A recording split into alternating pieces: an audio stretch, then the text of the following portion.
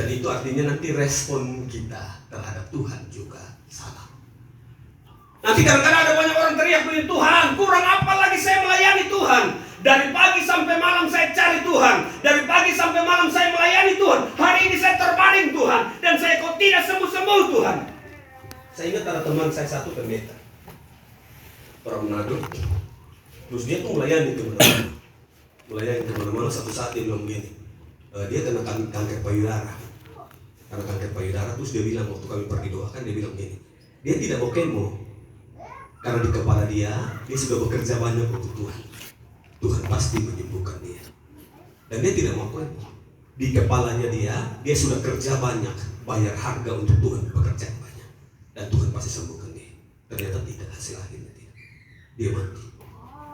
Dan dia mati itu menimbulkan kekecewaan di dia punya suami dan anak-anak yang hari itu turut serta dia untuk melayani. Dan bukan hanya dia, saya bilang ada banyak orang Kristen juga hari ini. Konsep mereka yang salah tentang Tuhan mempengaruhi respon mereka terhadap apa yang Tuhan buat bagi mereka. Saya bilang begini, cara Tuhan mengasihi tidak selamanya dengan cara dia menjawab semua yang kita butuhkan. Cara Tuhan mengasihi kita tidak selamanya dengan dia mencukupkan apa yang kita perlukan. Dia juga cara dia mengasihi kita tidak dengan selamanya bahwa apa yang saya minta harus dia kasih. Tidak selamanya begitu. Karena saya belajar ini. Dalam, kalau Papa Mama baca dalam kitab Wahyu, dia bilang begini, barang siapa ku kasihi, ia ku tegur dan ku ajar. Jadi artinya begini, bentuk kasihnya dia tidak selamanya dengan bentuk begini. Apa yang Papa Mama minta, Tuhan kasih. Pergumulan mungkin dalam hidup, Tuhan tidak selesaikan. Lama-lama mulai kendor, lama-lama mulai semangat untuk ikut Tuhan, cari Tuhan. Karena sepertinya ada jawaban di Tuhan semua yang saya butuh, tapi belum dapat.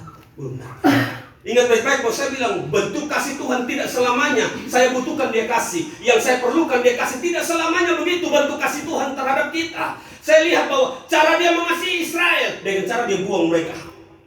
Betul kan? 70 tahun dia kirim ke Babel. Tapi itu bentuk kasihnya. Kasihnya adalah dia pingin seluruh bangsa ini kembali lagi menyembah dia.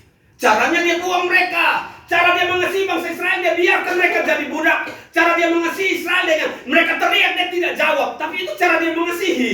Dia mengasihi Israel sampai hari itu mereka bilang begini, kami teriak, Tuhan tidak dengar.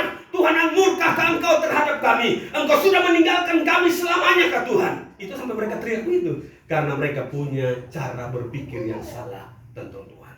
Itu mempengaruhi respon mereka yang salah juga terhadap Tuhan. Saya pikir kita banyak orang Kristen juga demikian. Kita yang kadang-kadang dulu ketika persekutuan mesti rubah cara kita berpikir. Karena selalu di kepala kita, kalau Tuhan kasihi saya, yang saya perlukan dia jawab. Kalau Tuhan kasihi saya, yang saya butuhkan dia sediakan. Kalau Tuhan kasihi saya, kalau saya ada masalah dia selesaikan. Kadang-kadang bukan begitu. Masalah tetap ada, dia kasih kuat kita. Haleluya. Dia tidak selesaikan itu masalah. Dia kasih tinggal masalah kitanya, dia kasih kuat untuk tetap bertahan. Saya tuh kadang-kadang tuh masalah kan terlalu banyak di keluarga banyak.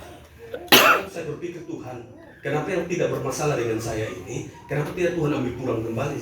Itu cara berpikir saya begitu. Tapi dalam perenungan saya berpikir memang Tuhan bilang doakan mereka. Sampai satu saat mereka sendiri yang datang untuk minta maaf dan selesaikan semuanya. Ini yang saya bilang Bapak ya. Ingat baik-baik, konsep yang salah dari Maria seharusnya tidak menjadi konsep yang salah juga di kita. Bahwa kalau Tuhan mengasihi saya, maka semua yang saya butuhkan harus dia jawab. Semua yang saya perlukan harus dia sediakan. Semua yang saya gumuli harusnya Tuhan selesaikan. Ingat saya bilang baik-baik, cara dia mengasihi tidak selamanya dengan cara saya tidak ada makan, dia kirim burung gagak kasih makan saya. Saya punya masalah, tidak selamanya begitu. Kadang-kadang dia biarkan itu masalah bergoncang terus dan dia menguatkan kita. Dia menguatkan kita, itu masalah terus gempak kita terus dan dia menguatkan kita. Itu bukti dia mengasihi kita. Karena saya belajar Israel itu dia lempar, dia buang, dia kasih tinggal, mereka diperbudakan, mereka teriak, dia kasih tinggal saja begitu.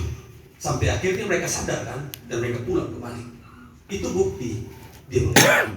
Saya bilang sama orang-orang yang saya layani, kalau di Jakarta tuh biasa saya di Polres, jadi Polres Metro Jakarta Pusat tuh masuk ke situ banyak tahanan, ada anak muda, ada anggota dewan dan segala macam. Saya bilang di tempat ini adalah bukti Tuhan mengasihi kalian.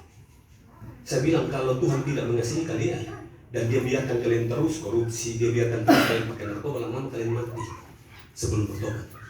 Tapi untuk dia stop dengan cara begini. Jadi waktu kalian bilang penjara itu sebagai pukulan, sebagai hukuman yang tidak, saya bilang kepada mereka ini bukti Tuhan mencintai kalian.